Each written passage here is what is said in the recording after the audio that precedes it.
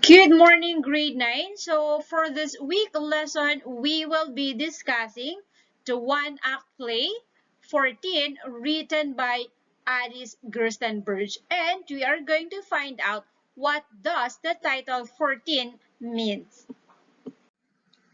Now let's meet Alice Gerstenberg.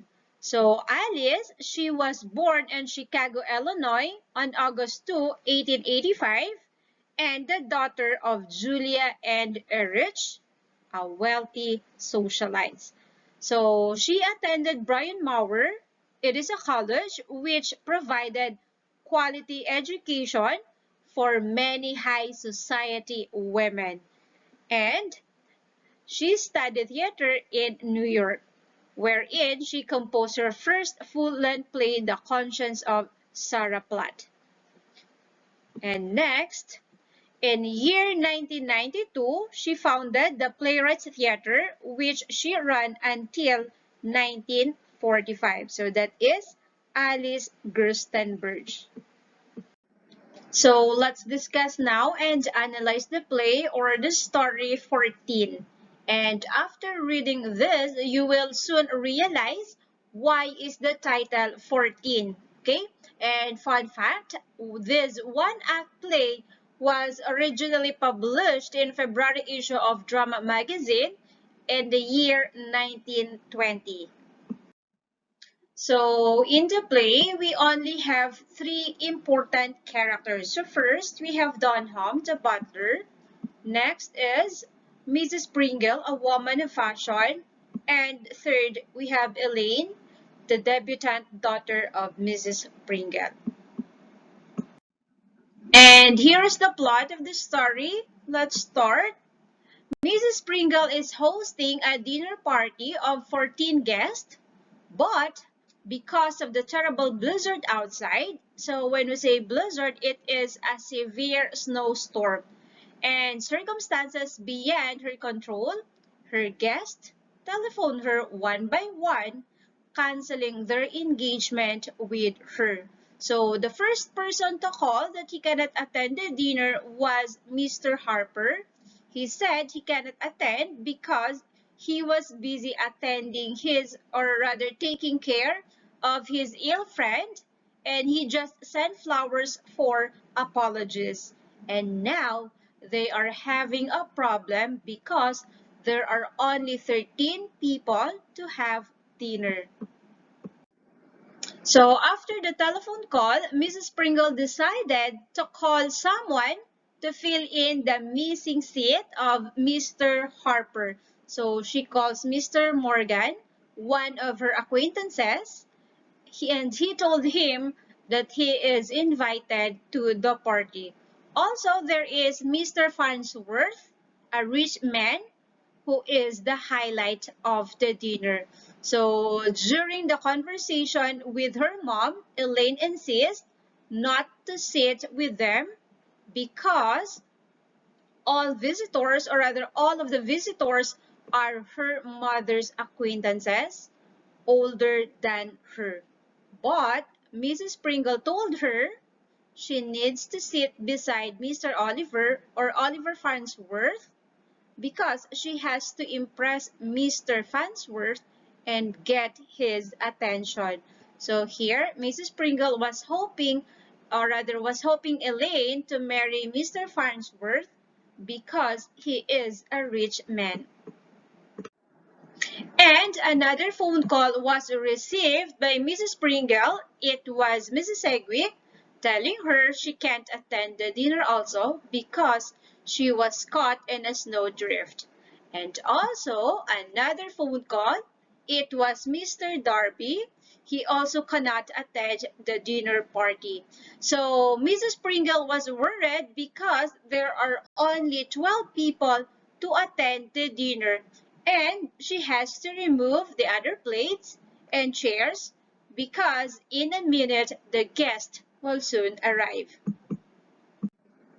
And because of that, Mrs. Pringle called the toppers, so they were 6 in the family, and now they are back to 14 guests. But there is another problem. toppers inform Elaine that they have two more guests that will join their dinner party. So now that they are back to 14, Elaine is worried and irritated because there is a problem. There will be 16 people in the dinner table, so they have to add another table and add more food for 16 people because at the very start they only have rather they prepared only for 14 people. Okay, so Mrs. Pringle got angry because she has to remove the names per plate and change it with new names of the guests. So can you imagine the scene before the dinner party? And any moment the guest will arrive. And there's another call. It was from Mrs. Farnsworth's secretary informing Mrs. Pringle that Mr. Farnsworth cannot attend the dinner party. And Mrs. Pringle got so mad that she didn't let the secretary finish the call and she dropped the call. She is angry because she does not know when will be the next time to impress Mr. Farnsworth, and she couldn't believe with the excuse of Mr. Farnsworth. Also, she told Elaine not to attend the dinner anymore. So she told Elaine to go upstairs and sleep because Mr. Farnsworth is not coming.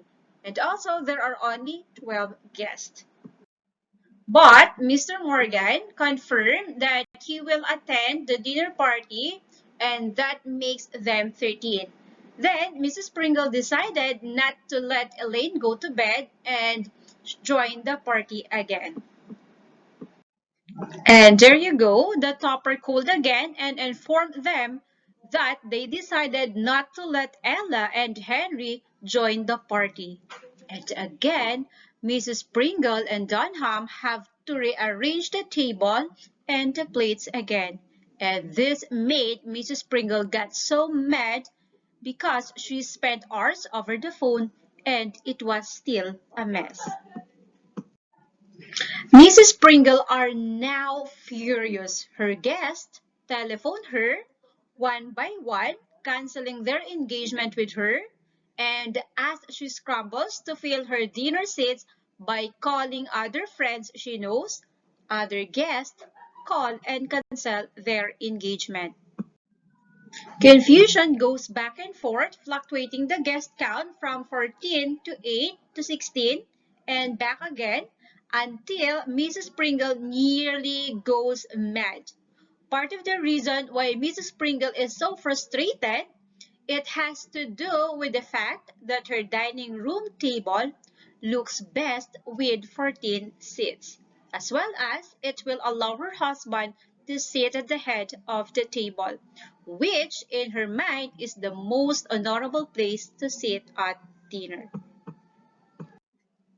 But more precisely, she is so concerned with the aesthetic value of the party because she wants to impress the guest of honor, Oliver Farnsworth, who she hopes will one day marry her daughter, Elaine. In Mrs. Pringle's mind, if she herself does not impress Mr. Farnsworth, Elaine will have no hope of capturing his attention because she is so shy and not all fussy, which traits Mrs. Pringle does not consider admirable. And that's the end of the play 14. So I hope you realize why the play entitled 14. And please prepare for our live discussion next week. And for your ILT, please read the play that is pages 296 to 307 of your book.